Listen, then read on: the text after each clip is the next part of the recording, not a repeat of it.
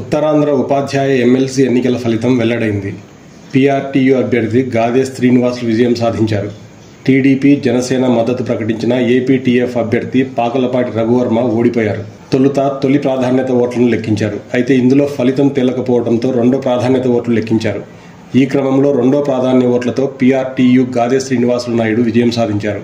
తొలి ప్రాధాన్యత ఓట్లలో శ్రీనివాసులు నాయుడుకు 7,210 ఓట్లు, రఘువర్మకి 6,848 ఓట్లు వచ్చాయి.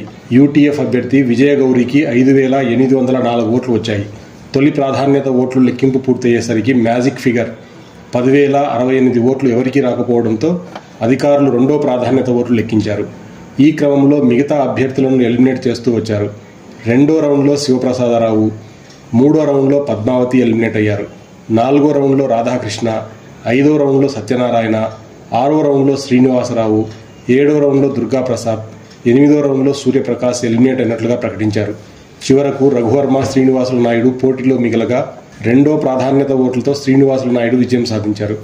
గాదే శ్రీనివాసులు నాయుడు 2007 నుంచి 13 వరకు, తిరిగి 2013 నుంచి 2019 వరకు రెండుసార్లు ఉత్తరాంధ్ర ఉపాధ్యాయ నియోజకవర్గ ఎమ్మెల్సీగా పనిచేశారు. సిట్టింగ్ ఎమ్మెల్సీ ఏపీటీఎఫ్ అభ్యర్థి పాకలపాటి రఘువర్మకు టీడీపీ, అటు జనసేన పార్టీలు బహిరంగంగా మద్దతు ప్రకటించిన సంగతి తెలిసిందే.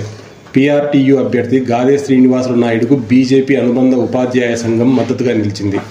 పీడీఎఫ్ అభ్యర్థి విజయగౌరికి వామపక్షాలు, యూటీఎఫ్ సంఘీభావం తెలిపాయి. ఉత్తరాంధ్ర పరిధిలోని శ్రీకాకుళం, విజయనగరం, మన్యం, అల్లూరు సీతారామరాజు జిల్లా, అనకాపల్లి, విశాఖ జిల్లాలోని ఉపాధ్యాయులు ఈ ఎన్నికల్లో ఓటు హక్కు ఉపయోగించుకున్నారు.